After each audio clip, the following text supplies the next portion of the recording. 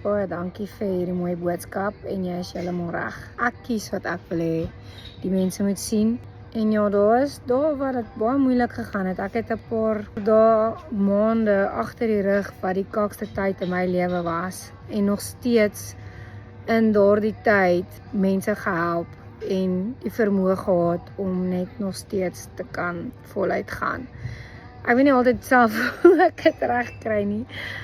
Partykeer in die aande dan dink ek soos, hoe die hel het jy dit gedoen?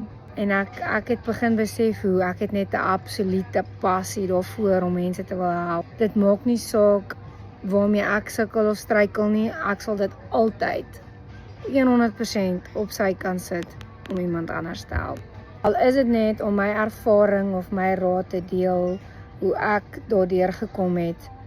Partykeer help dit mense om net die wyeer prentjie te sien en net te besef dat jy in staat is om daardeur te kan kom.